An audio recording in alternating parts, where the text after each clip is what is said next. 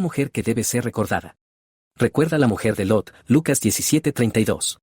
Hay pocas advertencias en las escrituras más solemnes que la que encabeza esta página. El Señor Jesucristo nos dice, recuerda a la mujer de Lot. La esposa de Lot era una persona de fe, su esposo era un hombre justo. Segunda de Pedro 2:8. Ella salió de Sodoma con él el día en que Sodoma fue destruida, miró hacia atrás hacia la ciudad desde detrás de su esposo, en contra del expreso mandato de Dios. Fue golpeada de muerte de inmediato y convertida en una columna de sal. Y el Señor Jesucristo la presenta como un faro para su iglesia. Él dice, recuerda a la mujer de Lot. Es una advertencia solemne cuando pensamos en la persona que Jesús menciona. Él no nos pide que recordemos a Abraham, a Isaac, a Jacob, a Sara, a Ana o a Ruth. No, Él destaca a alguien cuya alma se perdió para siempre. Nos grita, recuerda a la mujer de Lot.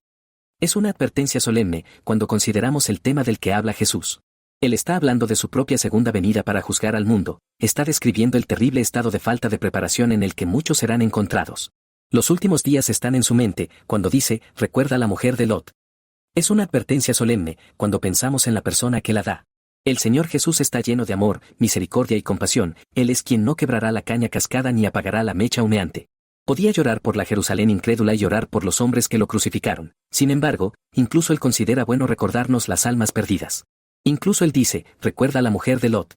Es una advertencia solemne cuando pensamos en las personas a quienes fue dada por primera vez.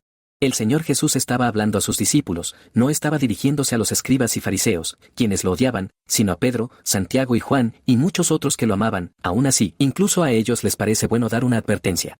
Incluso a ellos dice, recuerda a la mujer de Lot. Es una advertencia solemne cuando consideramos la forma en que se dio.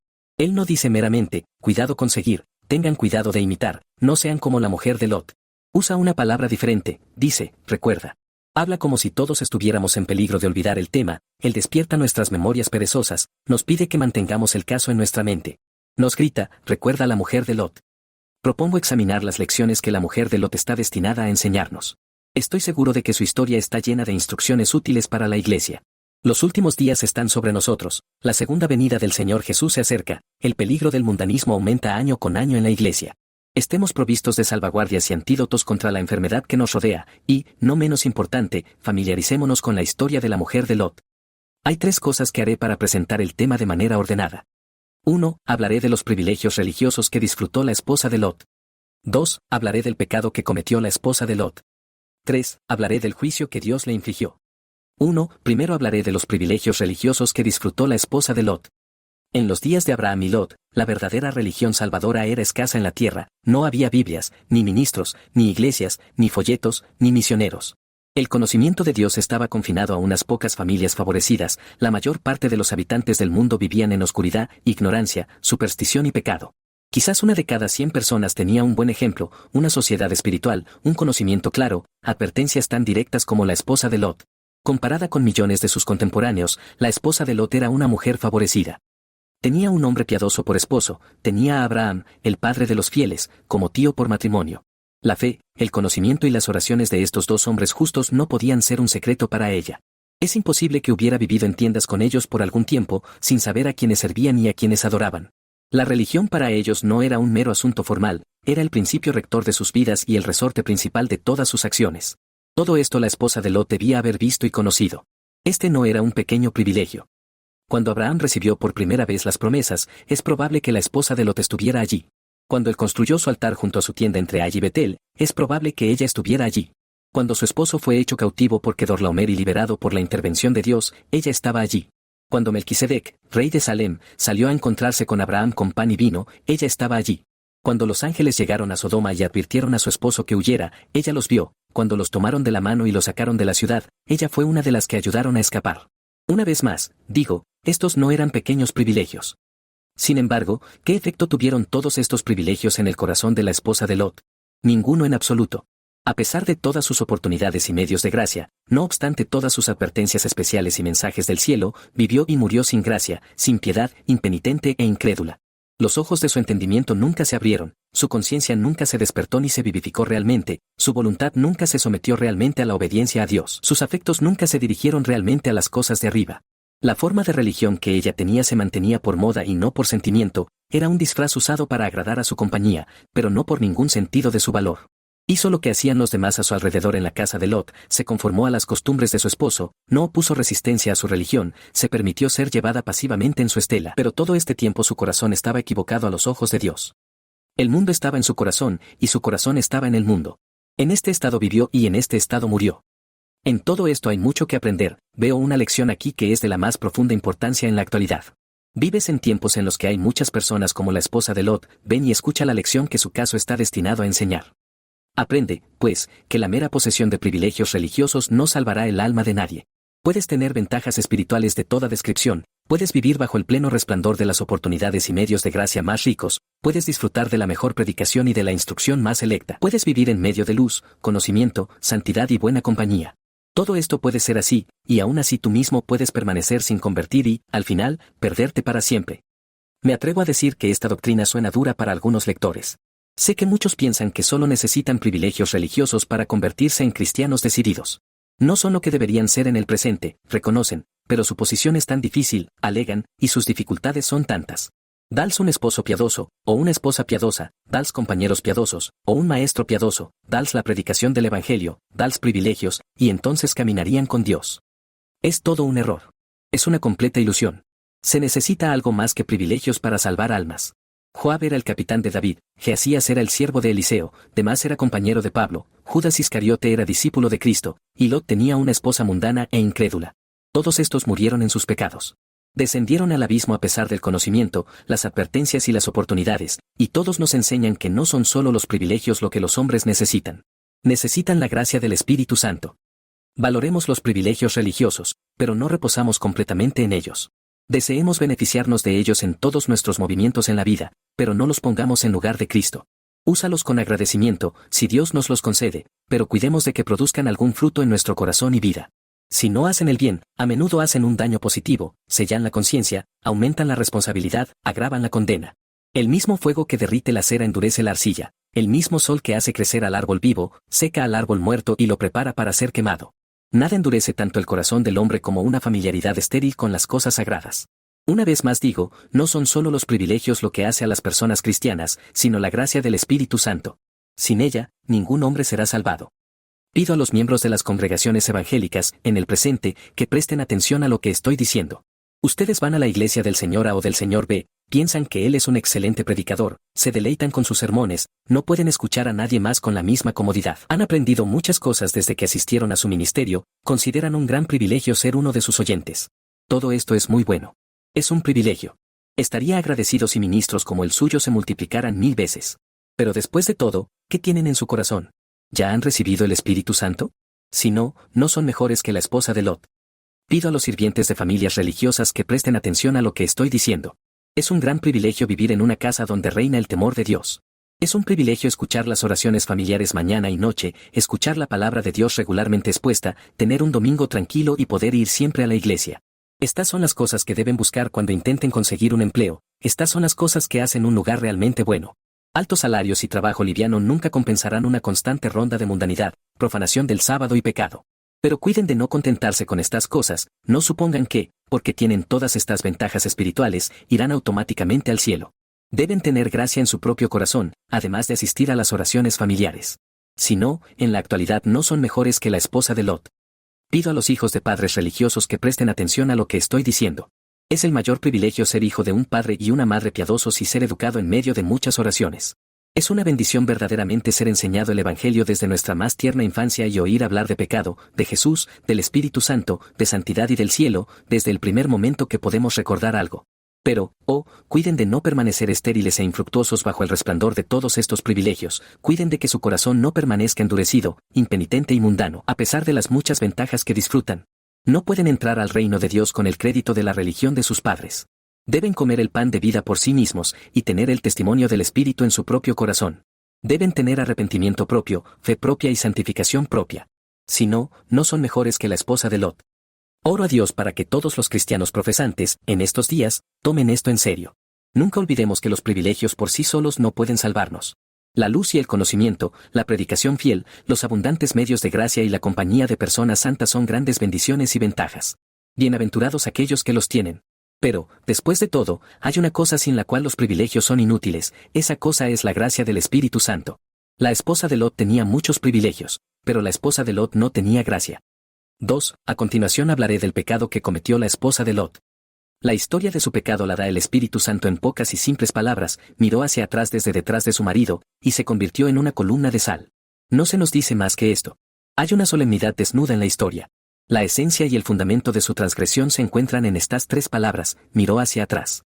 ¿Le parece a algún lector de este escrito que ese pecado es pequeño? ¿Parece la falta de la esposa de Lot una trivialidad que merezca tal castigo? Este es el sentimiento, me atrevo a decir, que surge en algunos corazones. Preste atención mientras razono con usted sobre el tema. Hubo mucho más en esa mirada de lo que parece a primera vista, implicaba mucho más de lo que expresaba. Escuche, y lo oirá. Esa mirada fue una cosa pequeña, pero reveló el verdadero carácter de la esposa de Lot. Las pequeñas cosas a menudo muestran el estado de la mente de una persona incluso mejor que las grandes, y los pequeños síntomas suelen ser señales de enfermedades mortales e incurables. La manzana que comió Eva era una cosa pequeña, pero demostró que ella había caído de la inocencia y se había convertido en pecadora. Una grieta en un arco parece una cosa pequeña, pero prueba que los cimientos están cediendo y que toda la estructura es insegura. Una pequeña tos por la mañana parece una dolencia sin importancia, pero a menudo es evidencia de un deterioro en la constitución y lleva al declive, la tuberculosis y la muerte. Una paja puede mostrar hacia dónde sopla el viento, y una mirada puede mostrar la condición podrida del corazón de un pecador. Mateo 5:28. Esa mirada fue una cosa pequeña, pero denotó desobediencia en la esposa de Lot. La orden del ángel era clara e inconfundible: no mires hacia atrás. Génesis 19:17. Esta orden la esposa de Lot se negó a obedecer. Pero el Espíritu Santo dice que obedecer es mejor que sacrificio y que la rebelión es como el pecado de hechicería. Primera de Samuel 15:22 y 23. Cuando Dios habla claramente por su palabra o por sus mensajeros, el deber del hombre es claro. Esa mirada fue una cosa pequeña, pero reveló una orgullosa incredulidad en la esposa de Lot. Ella parecía dudar de si Dios realmente iba a destruir Sodoma, parecía no creer que había algún peligro o necesidad de una huida tan apresurada. Pero sin fe es imposible agradar a Dios. Hebreos 11:6. En el momento en que una persona empieza a pensar que sabe más que Dios y que Dios no significa nada cuando amenaza, su alma está en gran peligro. Cuando no podemos ver la razón de los tratos de Dios, nuestro deber es guardar silencio y creer. Esa mirada fue una cosa pequeña, pero reveló un amor secreto al mundo en la esposa de Lot. Su corazón estaba en Sodoma, aunque su cuerpo estaba afuera. Había dejado sus afectos atrás cuando huyó de su hogar. Su ojo se volvía hacia el lugar donde estaba su tesoro, como la aguja de la brújula se dirige al polo. Y este fue el punto culminante de su pecado. La amistad del mundo es enemistad contra Dios. Santiago 4:4. Si alguno ama al mundo, el amor del Padre no está en él. Primera de Juan 2:15. Pido la atención especial de mis lectores a esta parte de nuestro tema. Creo que es la parte a la que el Señor Jesús pretende particularmente dirigir nuestras mentes. Creo que Él quiere que observemos que la esposa de Lot se perdió al mirar hacia atrás al mundo. Su profesión en un momento era justa y aparente, pero nunca realmente abandonó el mundo. Parecía en un momento estar en el camino de la seguridad, pero incluso entonces los pensamientos más bajos y profundos de su corazón estaban en el mundo. El inmenso peligro de la mundanidad es la gran lección que el Señor Jesús quiere que aprendamos. Que todos podamos tener un ojo para ver y un corazón para entender. Creo que nunca ha habido un tiempo en el que las advertencias contra la mundanidad sean tan necesarias para la Iglesia de Cristo como lo son en la actualidad. Cada época tiene su propia enfermedad epidémica peculiar. La enfermedad epidémica a la que las almas de los cristianos están sujetas en este momento es el amor al mundo. Es una peste que anda en tinieblas, y una enfermedad que destruye al mediodía. Ha derribado a muchos heridos, sí, muchos hombres fuertes han sido heridos por ella. Me gustaría levantar una voz de advertencia e intentar despertar las conciencias adormecidas de todos los que hacen una profesión de religión. Me gustaría clamar en voz alta: recuerden el pecado de la esposa de Lot. Ella no era una asesina, ni una adúltera, ni una ladrona, pero era una profesora de religión, y miró hacia atrás. Hay miles de personas bautizadas en nuestras iglesias que son resistentes a la inmoralidad y la infidelidad, y aún así caen víctimas del amor al mundo.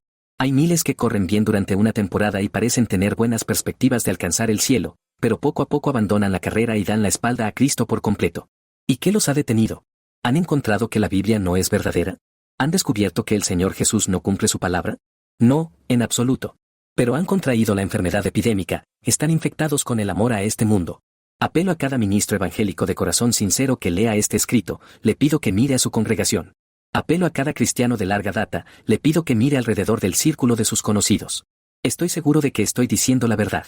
Estoy seguro de que es hora de recordar el pecado de la esposa de Lot. ¿Cuántos hijos de familias religiosas comienzan bien y terminan mal? En los días de su niñez parecen estar llenos de religión.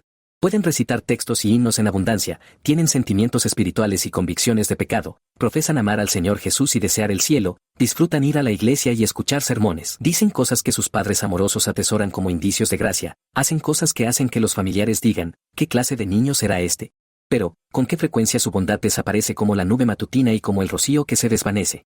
El niño se convierte en un joven y no se preocupa más que por diversiones, deportes de campo, fiestas y excesos.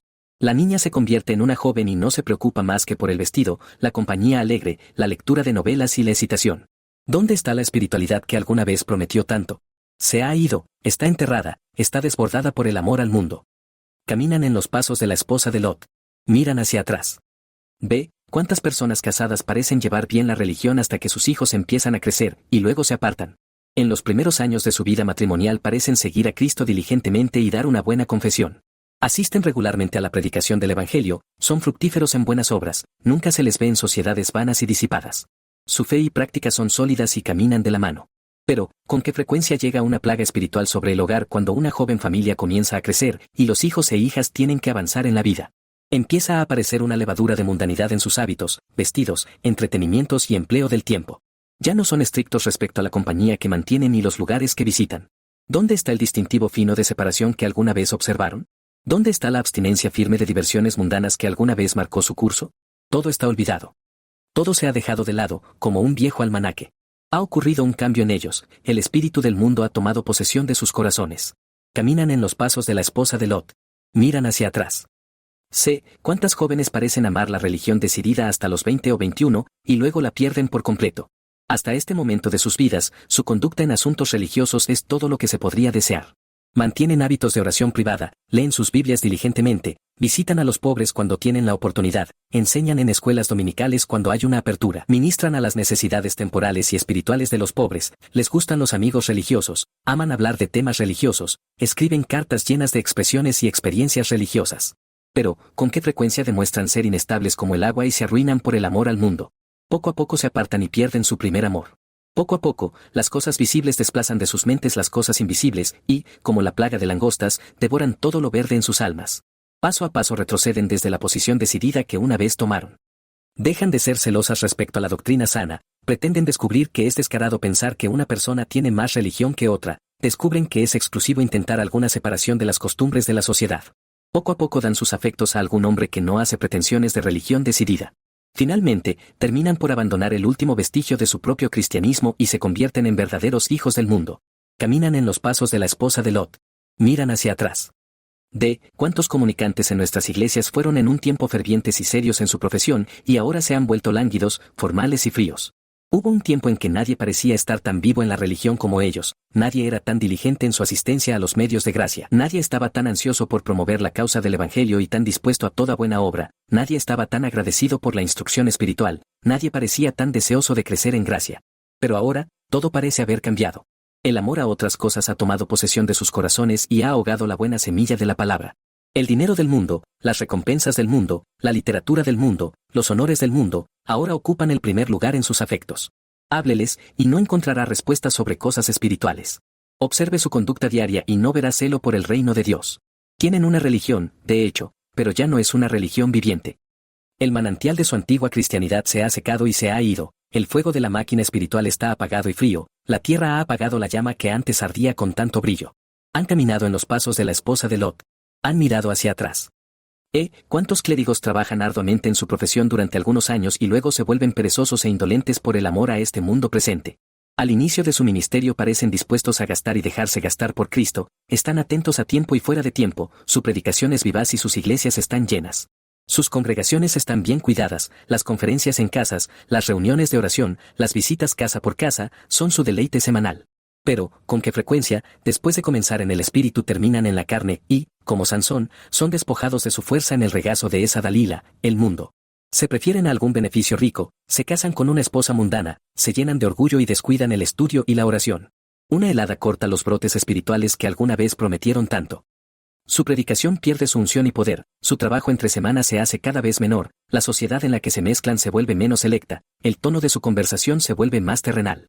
Dejan de desconsiderar la opinión de los hombres, absorben un temor morboso a las opiniones extremas y se llenan de un cauteloso temor a dar ofensas. Y al final, el hombre que alguna vez parecía ser un verdadero sucesor de los apóstoles y un buen soldado de Cristo, se convierte en un jardinero clerical, granjero o comensal, por quien nadie se ofende y nadie se salva. Su iglesia queda medio vacía, su influencia disminuye, el mundo lo ha atado de pies y manos. Ha caminado en los pasos de la esposa de Lot. Ha mirado hacia atrás. Es triste escribir sobre estas cosas, pero es mucho más triste verlas. Es triste observar cómo los cristianos profesantes pueden cegar sus conciencias con argumentos especiosos sobre este tema y defender el mundanismo positivo hablando de los deberes de su estación, las cortesías de la vida y la necesidad de tener una religión alegre.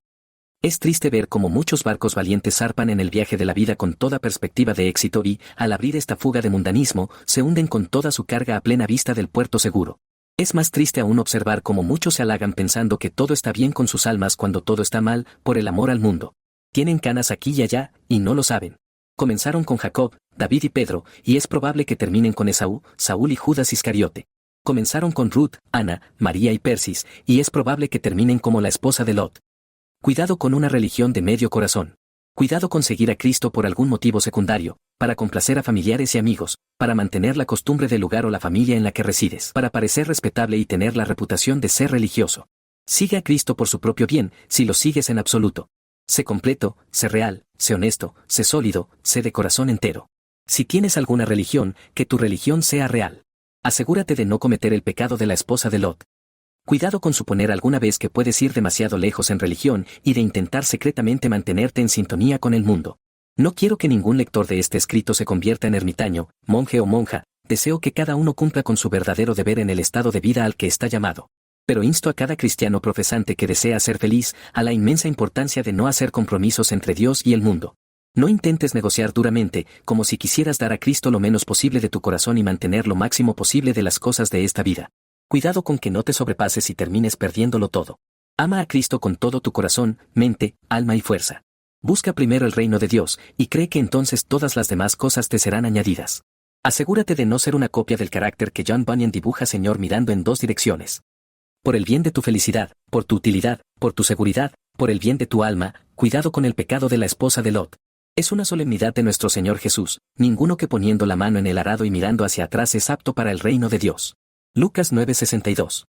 3. Ahora hablaré, en último lugar, del castigo que Dios infligió a la esposa de Lot.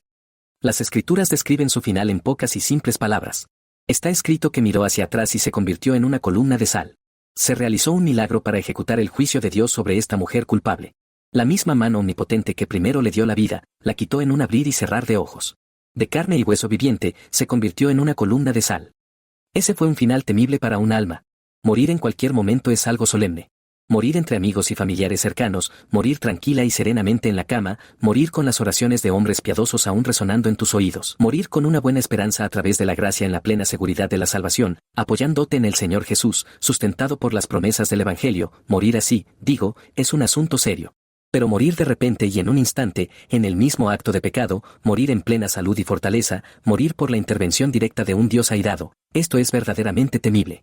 Y sin embargo, ese fue el fin de la esposa de Lot. No puedo criticar el libro de oración, como algunos lo hacen, por mantener esta petición, de la muerte repentina, buen Señor, líbranos. Ese fue un final desesperanzado para un alma. Hay casos en los que uno espera, por así decirlo, contra la esperanza, sobre las almas de aquellos que vemos descender a la tumba. Tratamos de persuadirnos de que nuestro pobre hermano o hermana fallecido pudo haber hecho penitencia para salvación en el último momento y haber tomado el borde del manto de Cristo en la última hora. Recordamos las misericordias de Dios, recordamos el poder del Espíritu, pensamos en el caso del ladrón arrepentido. Susurramos a nosotros mismos que la obra de salvación pudo haber continuado incluso en esa cama de muerte que la persona moribunda no tuvo fuerzas para describir. Pero toda esperanza de este tipo se acaba cuando una persona es repentinamente eliminada en el mismo acto de pecado. La caridad misma no puede decir nada cuando el alma ha sido convocada en medio de la maldad, sin siquiera un momento de tiempo para pensar o orar. Tal fue el fin de la esposa de Lot. Fue un final desesperanzado. Ella fue al infierno. Pero es bueno que todos nosotros marquemos estas cosas. Es bueno ser recordados de que Dios puede castigar severamente a aquellos que pecan voluntariamente y que grandes privilegios mal utilizados traen gran ira sobre el alma. Faraón vio todos los milagros que Moisés realizó, Coré, Datán y Abirán oyeron a Dios hablando desde el monte Sinaí. Ofni y Fines eran hijos del sumo sacerdote de Dios. Saúl vivió a plena luz del ministerio de Samuel. Acab fue advertido a menudo por el profeta Elías. Absalón disfrutó del privilegio de ser uno de los hijos de David. Belsasar tenía al profeta Daniel cerca de su puerta. Ananías y Zafira se unieron a la iglesia en los días en que los apóstoles realizaban milagros. Judas Iscariote era un compañero elegido de nuestro Señor Jesucristo mismo. Pero todos pecaron con mano alta contra la luz y el conocimiento, y todos fueron repentinamente destruidos sin remedio. No tuvieron tiempo ni espacio para arrepentirse. Así vivieron, así murieron, como eran, se apresuraron a encontrarse con Dios. Se fueron con todos sus pecados sobre ellos, sin perdón, sin renovación y completamente no aptos para el cielo. Y, estando muertos, aún hablan. Nos dicen, como la esposa de Lot, que es peligroso pecar contra la luz, que Dios odia el pecado y que hay un infierno. Me siento obligado a hablar libremente a mis lectores sobre el tema del infierno. Permítanme aprovechar la oportunidad que ofrece el final de la esposa de Lot. Creo que ha llegado el momento en que es un deber positivo hablar claramente sobre la realidad y la eternidad del infierno. Una ola de doctrina falsa ha irrumpido recientemente entre nosotros. Los hombres están empezando a decirnos que Dios es demasiado misericordioso para castigar a las almas para siempre, que hay un amor de Dios aún inferior al infierno, y que toda la humanidad, por más malvada e impía que sea, será salvada más pronto o más tarde. Se nos invita a abandonar los antiguos caminos del cristianismo apostólico. Se nos dice que las opiniones de nuestros padres sobre el infierno, el diablo y el castigo están obsoletas y pasadas de moda. Debemos abrazar lo que se llama una teología más amable y tratar al infierno como una fábula pagana o un espantajo para asustar a los niños y a los tontos. Contra tal enseñanza falsa, deseo, por mi parte, protestar. Dolorosa, triste y angustiante aunque sea la controversia, no debemos eludirla ni rehusar enfrentar el tema. Yo, por mi parte, estoy decidido a mantener la antigua posición y a afirmar la realidad y la eternidad del infierno. Créame, esta no es una mera cuestión especulativa. No debe clasificarse junto con disputas sobre liturgias y gobierno de la Iglesia. No debe ser clasificada con problemas misteriosos, como el significado del templo de Ezequiel o los símbolos del Apocalipsis. Es una cuestión que yace en la misma base del Evangelio entero. Los atributos morales de Dios, su justicia, su santidad, su pureza, están todos involucrados en ello.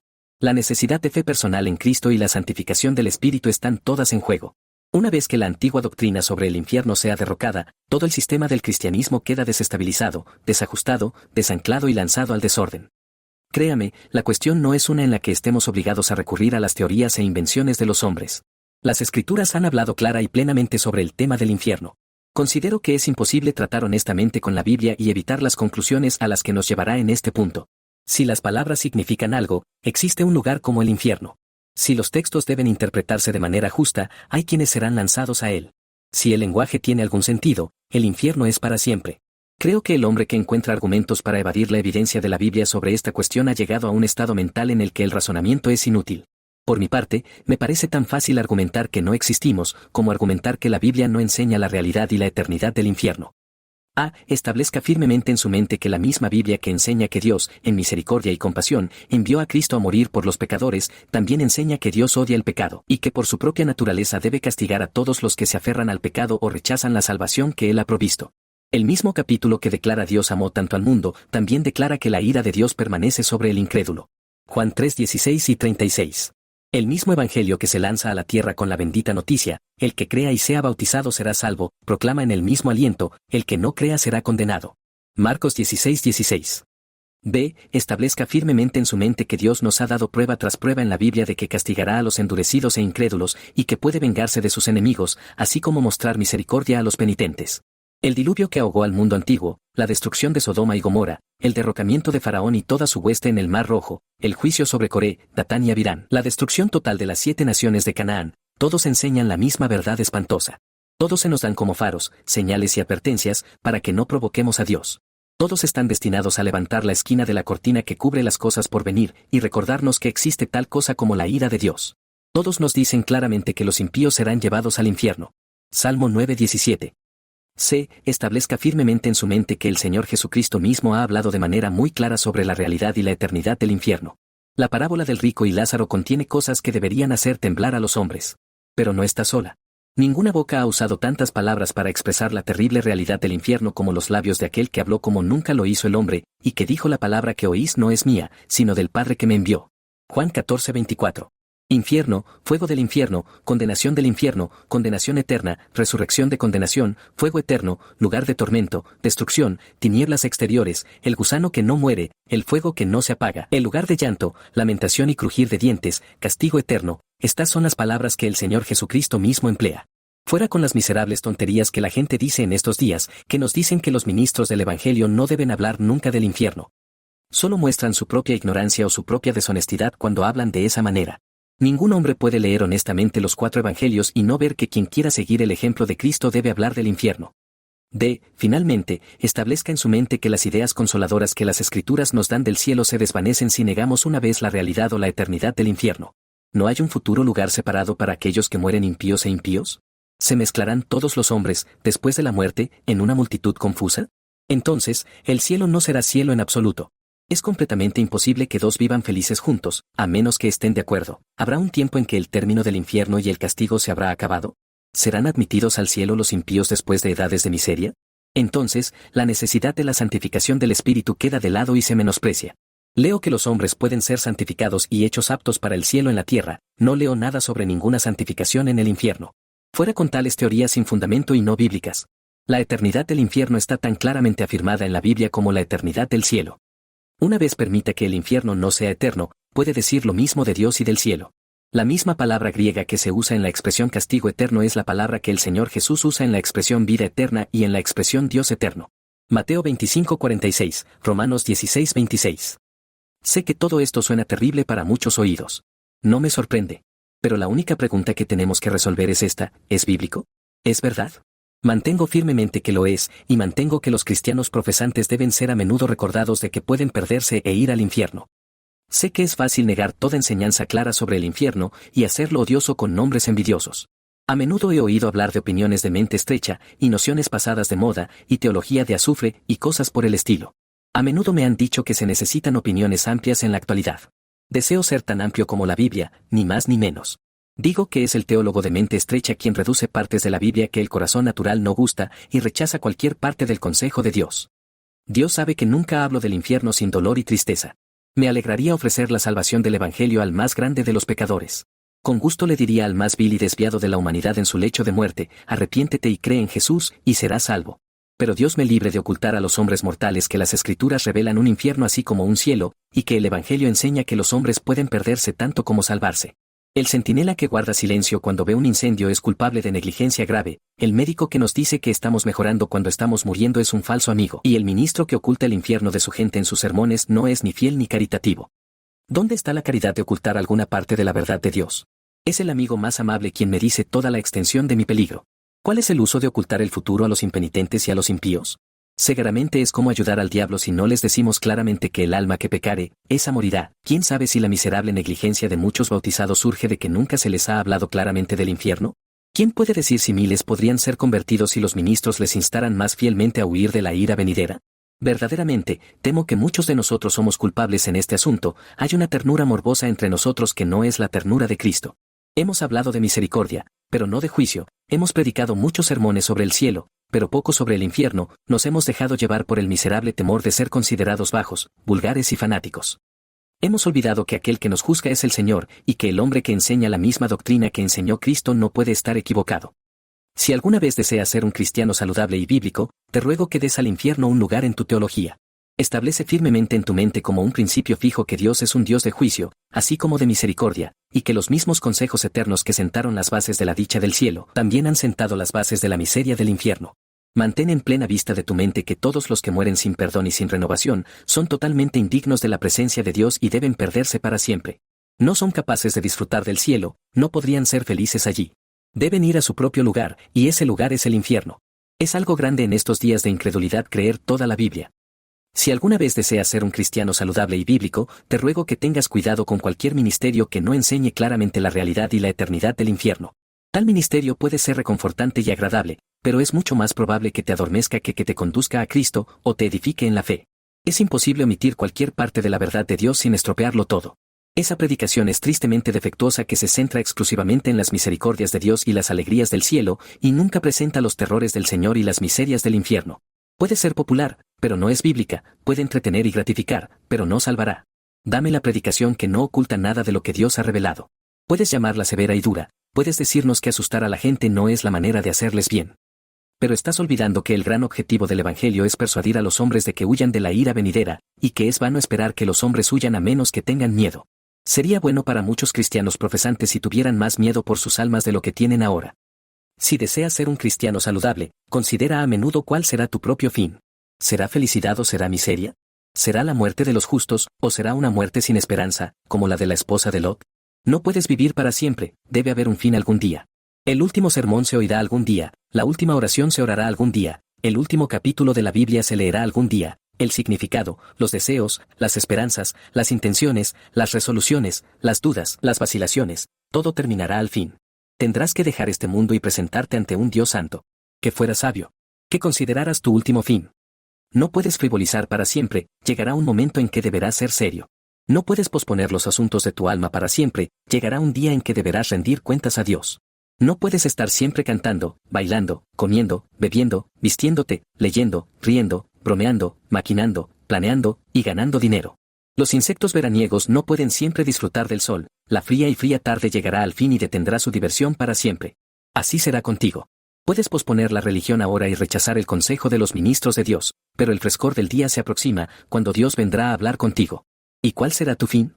¿Será uno desesperado, como el de la esposa de Lot? Te ruego, por las misericordias de Dios, que enfrentes esta cuestión de manera justa. Te imploro que no sofoques la conciencia con vagas esperanzas de la misericordia de Dios, mientras tu corazón se aferra al mundo. Te suplico que no ahogues las convicciones con fantasías infantiles sobre el amor de Dios, mientras tus caminos y hábitos diarios muestran claramente que el amor del Padre no está en ti. Hay misericordia en Dios, como un río, pero es para el creyente penitente en Cristo Jesús. Hay un amor en Dios hacia los pecadores que es indescriptible e inescrutable, pero es para aquellos que oyen la voz de Cristo y lo siguen. Busca tener parte en ese amor. Rompe con cada pecado conocido, sal valientemente del mundo, clama fervientemente a Dios en oración, lánzate total e incondicionalmente sobre el Señor Jesús para el tiempo y la eternidad, deshazte de todo peso. No te aferres a nada, por querido que sea, que interfiera con la salvación de tu alma, renuncia a todo, por precioso que sea, que se interponga entre tú y el cielo.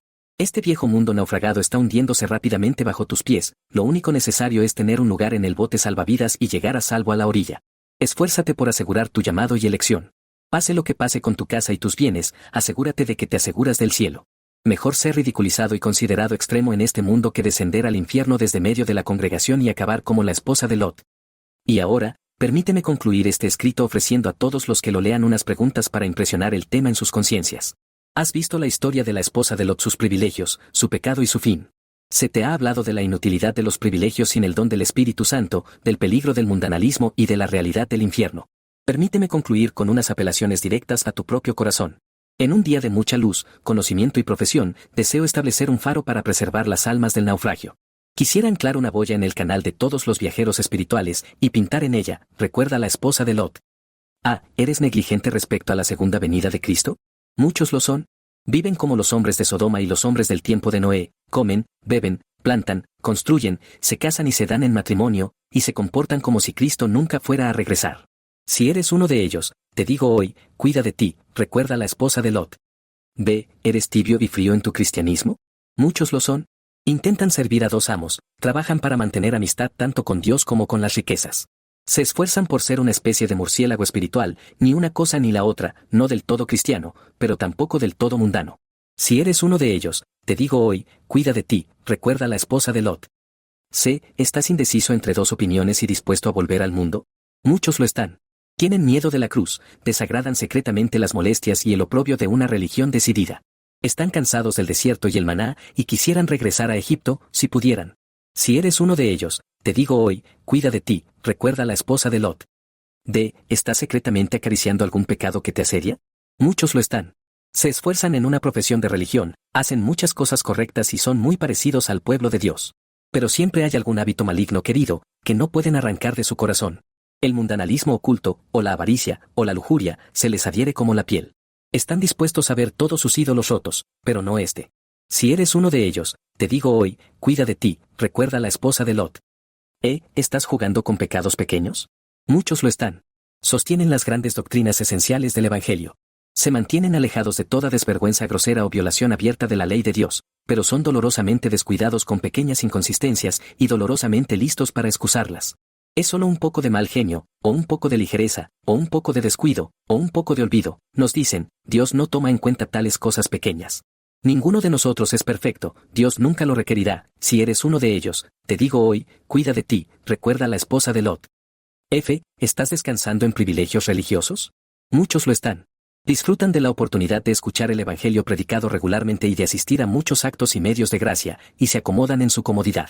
Parecen estar ricos y aumentados con bienes, y no tener necesidad de nada, Apocalipsis 3:17, mientras no tienen fe, ni gracia, ni mentalidad espiritual, ni preparación para el cielo. Si eres uno de ellos, te digo hoy, cuida de ti, recuerda a la esposa de Lot. ¿Estás confiando en tu conocimiento religioso? Muchos lo están. No son ignorantes, como otros, conocen la diferencia entre doctrina verdadera y falsa. Pueden disputar, razonar, argumentar, citar textos, pero todo este tiempo no están convertidos y aún están muertos en delitos y pecados. Si eres uno de ellos, te digo hoy, cuida de ti, recuerda a la esposa de Lot. ¿Estás haciendo alguna profesión de religión y aún así te aferras al mundo? Muchos lo están. Buscan ser considerados cristianos. Les gusta el crédito de ser serios, estables, apropiados, regulares, asistentes a la iglesia, pero mientras tanto su forma de vestir, sus gustos, sus compañeros, sus entretenimientos muestran claramente que son del mundo. Si eres uno de ellos, te digo hoy, cuida de ti, recuerda a la esposa de Lot. ¿Confías en que tendrás un arrepentimiento en el lecho de muerte? Muchos lo hacen. Saben que no son lo que deberían ser, aún no han nacido de nuevo y están listos para morir.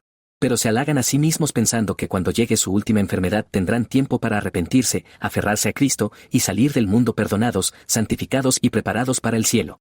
Olvidan que las personas a menudo mueren de manera muy repentina y que como viven generalmente mueren. Si eres uno de ellos, te digo hoy, cuida de ti, recuerda a la esposa de Lot.